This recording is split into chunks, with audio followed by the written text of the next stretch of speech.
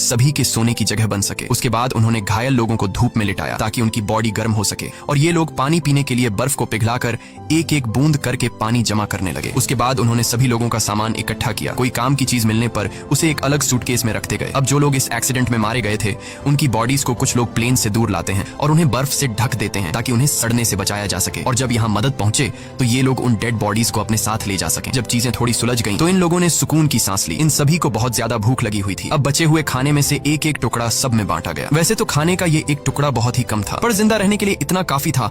हालांकि सब जानते थे कि यह खाना उन्हें तब तक चलाना होगा जब तक उनके पास कोई मदद न पहुंचे। सबको लगा कि अब तक गवर्नमेंट को पता चल चुका होगा कि उनका प्लेन क्रैश हो चुका है और जल्द ही इन लोगों को रेस्क्यू कर दिया जाएगा। इसीलिए वे सब एक साथ बैठकर मदद का इंतजार करने लगे। असल में जिस जगह उनका प्लेन क्रैश हुआ था वह दरअसल एक वैली थी जिसके चारों तरफ ऊंचे पहाड़ थे, जिस वजह से यहाँ से निकलना इतना आसान नहीं था। अभी ये बातें चल ही रही होती हैं कि तभी ऊपर से प्लेन गुजरता है। प्लेन को देखकर ये सभी जोर जोर से चिल्लाकर अपनी मौजूदगी जाहिर करते हैं, लेकिन इसका कोई फायदा नहीं होता क्योंकि वो प्लेन काफी ऊंचाई पर था जिससे वो नीचे मौजूद फंसे हुए लोगों को देख नहीं पाता और प्लेन उनकी नजरों के सामने से होते हुए गायब हो जाता है। कुछ घंटे बाद रात हो गई। ये सभी एक्स्ट्रा कपड़े पहनकर प्लेन के अंदर छिप गए और अंदर मौजूद लगेज का इस्तेमाल करके प्लेन के सभी होल्स को बंद कर देते हैं। इस तरह से ये रात भी गुजर गई और अगली सुबह नांदो नाम के एक आदमी को होश आया जो प्लेन क्रैश के बाद से ही बेहोश पड़ा था। नांदो की हालत इतनी खराब थी कि वो अपने पैरों पर खड़ा नहीं हो पा रहा था, लेकिन इसके बावजूद वो अपनी बहन के पास गया और उसे गले से लगा लिया। जब नांदो ने अपने पेरेंट्स के बारे में पूछा तो उसे बताया गया कि उसके मॉम डैड मर चुके हैं। ये सुनकर उसे काफी दुख हुआ। उधर बाकी लोगों ने दोबारा से बर्फ पिघलाई और थोड़ा पानी इकट्ठा किया और उसे पीकर गुजारा करने लगे। उन्होंने जमीन पर एक्स का साइन भी बनाया ताकि ऊपर से गुजरने वाले जहाज को नजर आ सके। कुछ देर बाद एक और प्लेन उनके ऊपर से गुजरा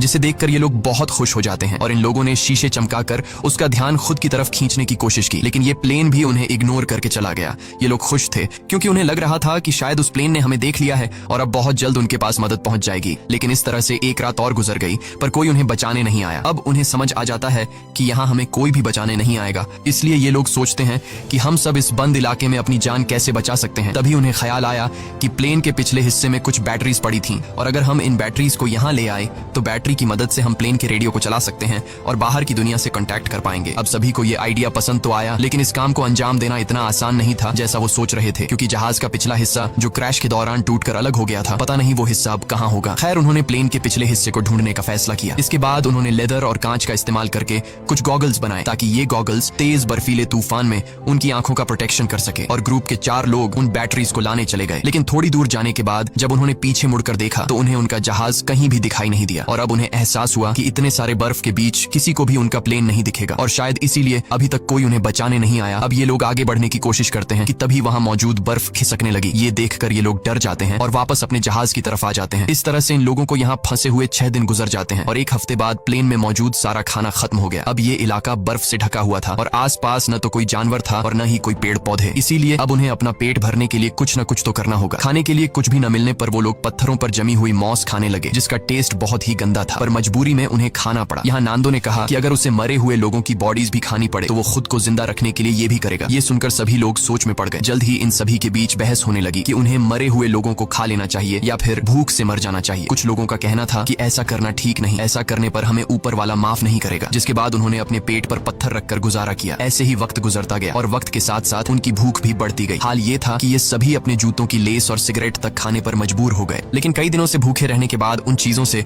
उनकी भूख कहाँ मिटने वाली थी। ऐसे ही कुछ दिन और गुजर गए और भूख के चलते नंदो की बीमार बहन मर गई। नांदो ने अपने माता पिता के साथ साथ अपनी बहन को भी खो दिया। इस तरह से वक्त गुजरता गया और इन लोगों ने जैसे तैसे करके खुद को 9 दिनों तक जिंदा रखा, लेकिन अब तक उनकी भूख इतनी बढ़ चुकी थी कि उनके दिमाग ने भी काम करना बंद कर दिया था और अब उनकी मौत उनसे सिर्फ 1 कदम दूर थी। अब उनके पास कोई और दूसरा चारा नहीं था, इसीलिए उन्होंने उन डेड बॉडीज को खाने का फैसला किया। सबसे पहले 4 लोग प्लेन से बाहर गए और लाशों को काटकर खाने लगे। उन्हें खाते देख कुछ और लोगों ने भी अपना मन बदल दिया और वे भी उनके पास गए अपना पेट भरने के लिए। लेकिन 5 लोग ऐसे थे जिन्हें अपनी मौत तक मंजूर थी, पर किसी दूसरे इंसान को खाना ठीक नहीं समझा। अगले दिन से ये लोग लाशों को दूर ले जाकर काटने लगे ताकि इन 5 लोगों को कोई तकलीफ न हो। यहाँ पर नुमा नाम के एक लड़के को बर्फ में दबा एक सूटकेस मिला। सूटकेस को खोलने पर उन्हें अंदर एक रेडियो मिला। रेडियो को ऑन करने के बाद उन्हें पता चलता है कि इसमें सिग्नल नहीं है, जिसके लिए इन लोगों ने चीजों को जोड़कर एक एंटेना बनाया और इस रेडियो पर उन्होंने एक न्यूज सुनी जिसमें बताया जा रहा था कि सरकार ने इनके खोज में कई रेस्क्यू ऑपरेशंस चलाए थे और 66 के करीब हवाई जहाजों को उनकी तलाश में भेजा था। लेकिन इतनी कोशिशों के बावजूद जब इन लोगों का कोई अता पता नहीं चल सका तो सरकार ने उन्हें मरा हुआ डिक्लेयर कर दिया। इसीलिए अब गवर्नमेंट ने इन लोगों को ढूंढना बंद कर दिया है। ये खबर सुनकर ग्रुप के सभी लोगों की हिम्मत टूट गई और उनके जिंदा बचने की सारी उम्मीदें मिट्टी में मिल गईं। अब उन बचे हुए 5 लोगों में से जिन्होंने डेड बॉडीज को खाने से इनकार कर दिया था, उनमें से 4 लोगों ने भी मांस खा लिया, क्योंकि वे जान चुके थे कि यहाँ उनकी कोई मदद करने नहीं आएगा और अब उन्हें खुद कुछ करना होगा यहाँ से निकलने के लिए। यहाँ ग्रुप के 3 लोगों ने दोबारा से जहाज के पिछले हिस्से को ढूंढकर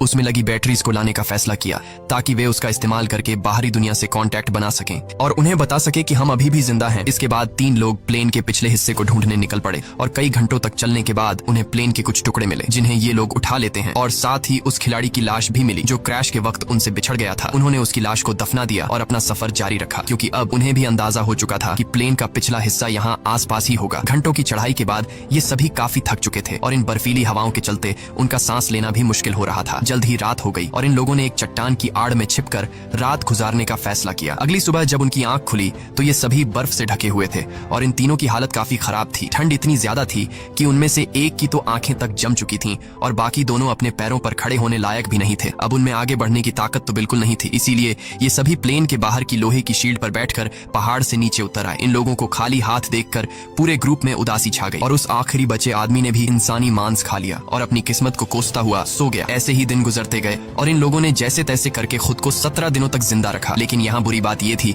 कि पिछले 5 दिनों से बाहर का मौसम काफी खराब था। तूफान से बचने के लिए सभी प्लेन के अंदर बैठे होते हैं कि तभी एक बड़ा तूफान आता है और प्लेन को अंदर बर्फ से भर देता है। अंदर मौजूद कई लोग बर्फ के नीचे दब जाते हैं। अब जो लोग ऊपर रह गए थे वो इस हादसे से काफी घबरा गए, लेकिन फिर उन्होंने हिम्मत दिखाते हुए बर्फ को खोदकर अंदर दबे लोगों को बाहर निकाला। अब सभी लोग तो समय रहते बाहर आ गए, लेकिन एक लड़की बर्फ में काफी नीचे तक दब गई थी, जिसकी बर्फ में दम घुटने से मौत हो गई। ये लोग बहुत ज्यादा घबराए हुए थे और ये लोग इस हादसे से ठीक से संभल नहीं पाए थे कि तभी उन्हें बाहर से अजीब सी आवाजें सुनाई देने लगीं। जब ये लोग बाहर की तरफ देखते हैं तो उन्हें पता चलता है कि एक और तेज तूफान उनकी तरफ आ रहा है, जो पहले से भी ज्यादा तेज है। एक और तूफान आता है और ये सभी दोबारा से बर्फ में दब जाते हैं। ये तूफान इतना तेज था कि पूरा का पूरा जहाज बर्फ से भर गया। कुछ लोगों की तो मौके पर ही मौत हो गई। अंदर फंसे लोगों के पास अब निकलने का कोई रास्ता नहीं था, जिसमें से एक साथी ने फटाफट जहाज की छत में एक छेद बनाया ताकि उन्हें ऑक्सीजन मिल सके और दम घुटने से बच सके। ये लोग हाथ जोड़कर सिर्फ यही विश कर रहे थे कि अब उनके ऊपर और बर्फ न गिरे, वरना ये सभी हमेशा के लिए यहीं दब कर रह जाएंगे। कुछ घंटों बाद उन्होंने खुद को संभाला और कुल 8 डेड बॉडीज को इकट्ठा करके उन्हें कोने में रख दिया। अब इस तरह से उन्हें यहाँ फंसे हुए 18 दिन गुजर चुके थे और उनका भूख से बुरा हाल हो गया था। अब जिंदा रहने का सिर्फ एक ही रास्ता था कि वे अंदर मौजूद डेड बॉडीज का मांस खा लें, लेकिन ऐसा करना इन सभी के लिए बहुत मुश्किल था, क्योंकि ये सभी डेड बॉडीज उनके अपने लोगों की थी। अब ये सब देखकर नुमा नाम के उस लड़के ने खुद पर से कंट्रोल खो दिया। वो गुस्से में आया और प्लेन की खिड़की तोड़ने लगा। इस दौरान कांच का एक टुकड़ा उसके पैर में घुस गया, लेकिन इसके बाद भी वो रुका नहीं और बर्फ में छेद करता गया। पूरे 2 दिनों की मेहनत के बाद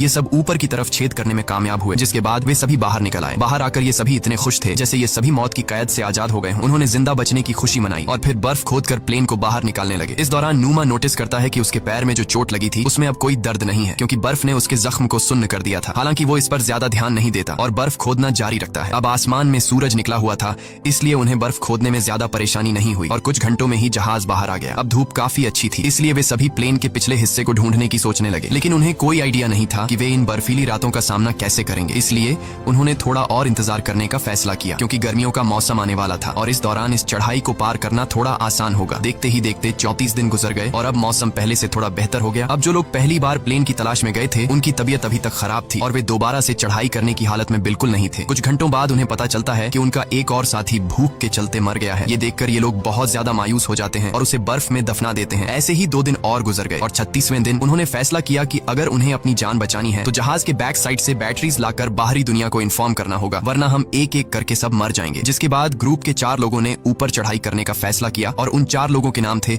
रोबर्टो, टिंटिन, नुमा और नांदो। इन लोगों ने ठंड से बचने के लिए ढेर सारे कपड़े पहने और प्लेन की तलाश में निकल पड़े, लेकिन कई घंटों तक चलने के बाद भी उन्हें उनका प्लेन कहीं दिखाई नहीं दिया। तभी नुमा की तबीयत बिगड़ने लगी और वो चक्कर खाकर गिर जाता है। यहाँ बाकी लोगों ने देखा कि उसके पैर की चोट में इन्फेक्शन फैल चुका है, इसीलिए वे सब तय करते हैं कि वापस नुमा को नीचे ले जाएंगे, लेकिन नुमा ने ऐसा करने से मना कर दिया। उसने अकेले ही नीचे जाने का फैसला किया और बाकी लोगों से आगे बढ़ने को कहा। अब नुमा प्लेन के पास तो लौट आया, लेकिन उसकी हालत इतनी खराब थी कि वहां पहुंचते ही वो बेहोश हो गया। थोड़ी देर बाद जब उसे होश आया तो उसने देखा कि उसके साथी प्लेन से बर्फ हटाने की कोशिश कर रहे थे। वो भी उनकी मदद करना चाहता था, लेकिन कमजोरी के मारे वो हिल तक नहीं पा रहा था। दूसरी तरफ वे 3 साथी कई घंटों का सफर तय करने के बाद उस जगह पहुंच जाते हैं जहां प्लेन का पिछला हिस्सा था, जो चट्टान से टकराने के बाद टूट गया था। इसे देखकर ये तीनों बहुत खुश हो जाते हैं और प्लेन के पिछले हिस्से के पास जाते हैं। जब ये तीनों जहाज की जांच करने लगे तो उन्हें बैटरीज के अलावा और भी बहुत कुछ मिला, जैसे कि ढेर सारे कपड़े, रम की बॉटल्स और कई सारे सिगरेट के पैकेट्स। ये लोग सामान लेकर वापस अपने प्लेन के पास आते हैं, जहां उन्होंने बैटरी को प्लेन के रेडियो में डाला और बाहरी दुनिया से कांटेक्ट बनाने की कोशिश की, लेकिन बदकिस्मती से रेडियो खराब हो चुका था और इस तरह से उनकी आखिरी उम्मीद भी मिट्टी में मिल जाती जाती है। उधर नोमा की तबीयत भी बिगड़ती जा रही थी और अब उसका इन्फेक्शन पूरी बॉडी में फैल चुका था। प्लेन से मिला खाना भी अब खत्म हो गया था, इसलिए ये सभी दोबारा से ह्यूमन मीट खाने लगे। नोमा ने खाना पीना बंद कर दिया ताकि बाकी लोगों के लिए ज्यादा खाना बचे, क्योंकि वह जान चुका था कि अब उसकी जान नहीं बचेगी। अब ग्रुप के कुछ लोग एक बार फिर प्लेन के पिछले हिस्से तक गए, इस उम्मीद में कि उन्हें कुछ काम लायक मिल सके। इस बार उनकी किस्मत ने साथ दिया और उन्हें एक वाटरप्रूफ कपड़ा मिला, जिससे जोड़कर उन्होंने एक स्लीपिंग बैग बनाया। इसके बाद उन्होंने रेडियो पर खबर सुनी कि प्लेन क्रैश को 58 दिनों के गुजर जाने के बाद अब सरकार उन्हें ढूंढने के लिए एक आखिरी मिशन चलाएगी। ये खबर सुनकर सभी में दोबारा से जान आ गई और जिंदा बचे रहने की एक छोटी सी उम्मीद मिली। यहाँ कुछ लोगों ने कहा कि हमें यहीं रुककर उनका इंतजार करना चाहिए, जबकि बाकी लोगों ने कहा कि अगर हम यहीं रहेंगे तो कोई भी हमें देख नहीं पाएगा, इसलिए हम में से कुछ लोगों को पैदल चलकर मदद बुलानी चाहिए। रात को नोमा की तबीयत बहुत ज्यादा बिगड़ने लगी। वह अपनी जिंदगी की आखिरी सांसें ले रहा था। मरने से पहले उसने सभी से कहा कि जब मैं मर जाऊं तो तुम सब मुझे अपना खाना बना लेना। ये शब्द कहकर नोमा की मौत हो गई। नोमा के इन आखिरी शब्दों से सबको हिम्मत मिलती है और उन्हें नोमा के पास से एक लेटर मिला। उस लेटर में नोमा ने लिखा था कि वह बहुत खुश है कि वह अपने दोस्तों के बीच मरा, क्योंकि उसे इससे अच्छी मौत नहीं मिल सकती। अब नोमा का लेटर पढ़कर सभी के अंदर एक अलग सा जोश आ गया और ग्रुप के 3 लोग दोबारा से मदद की तलाश में निकल पड़े। इन तीनों ने एक स्लीपिंग बैग और ढेर सारा खाना लेकर अपना सफर शुरू किया। इस बार इन तीनों ने ठान लिया था कि वे हर हाल में इन पहाड़ों को पार करेंगे और चिले तक पहुंचकर सबके लिए मदद बुलाएंगे। ये तीनों बिना रुके चढ़ाई करते रहे और जब रात हुई तो वे उस स्लीपिंग बैग के अंदर सो गए। अगली सुबह उन्होंने फिर से अपनी चढ़ाई शुरू कर दी और पहाड़ की चोटी तक पहुंच गए, लेकिन ऊपर का नजारा देखकर मानो उनकी हिम्मत टूट गई। उनके सामने पहाड़ ही पहाड़ थे और इसका मतलब था कि उन्हें अभी काफी लंबा रास्ता तय करना था। उनके मन में ख्याल आया कि वे सभी वापस लौट जाएं, क्योंकि इस सफर को पूरा करने के लिए उनके पास 3 लोगों का खाना नहीं था। यहाँ टिन ने अपना खाना इन दोनों को दे दिया और खुद वापस लौट गया ताकि ये दोनों इस सफर को आसानी से पूरा कर सकें। हालांकि ये सफर काफी लंबा और चैलेंज से भरा हुआ था, लेकिन फिर भी इन दोनों ने हार नहीं मानी और आगे बढ़ते रहे। और आखिरकार 10 दिनों तक लगातार चलने के बाद इन दोनों की मेहनत रंग लाई। वे एक ऐसे इलाके में पहुंचे जहां ऊपर के मुकाबले बर्फ काफी कम थी। इन दोनों को एक साफ पानी की नदी भी मिली, जहां रुककर उन्होंने ढेर सारा पानी पिया। तभी कुछ ऐसा हुआ जिसकी किसी ने उम्मीद नहीं की थी। उन्हें घोड़े पर सवार एक आदमी दिखा जो नदी के उस पार खड़ा था। पहले तो इन दोनों को उस आदमी को देखकर अपनी आंखों पर यकीन नहीं हुआ। वे समझ रहे थे कि जैसे वे सपना देख रहे हैं, पर जल्द ही उन्हें एहसास हुआ कि यह भ्रम नहीं बल्कि सच में एक इंसान है। उस आदमी को देखकर उनकी खुशी का ठिकाना नहीं रहा। उन्होंने जोर जोर से चिल्लाकर उस आदमी से मदद मांगी, लेकिन वह आदमी उनकी बात नहीं समझ पाया, क्योंकि वह उनसे काफी दूर था और बहते पानी के शोर में कुछ सुन नहीं पा रहा था। इसलिए उसने एक पेपर और पेंसिल नदी के उस पार फेंकी ताकि ये दोनों लिखकर कुछ बता सके। और इन दोनों ने उस कागज पर अपनी सारी कहानी लिख दी। कागज पर लिखी सारी कहानी पढ़ने के बाद ये आदमी उस कागज को लेकर सरकारी ऑफिसर के पास पहुंचा, जहां ऑफिसर को भी पता चला कि 2 महीने पहले जिस प्लेन क्रैश में हम लोगों को मरा हुआ समझ रहे थे, उनमें से कुछ लोग अभी भी जिंदा हैं। और खबर मिलते ही सरकार ने इन सभी लोगों को बचाने का मिशन चालू कर दिया। ये आदमी रोबर्टो और नांदो को अपने घर ले आया, जहां उन्होंने पेट भरकर खाना खाया। अब ये खबर पूरे शहर में आग की तरह फैल गई और बहुत जल्द वहां रिपोर्टर्स का मेला लग गया और बर्फीले पहाड़ों के बीच फंसे लोगों ने भी ये खबर रेडियो पर सुन ली, जिससे सभी खुशी के मारे उछलने लगे। इसके बाद उन्होंने अपने हाथ मुंह धोए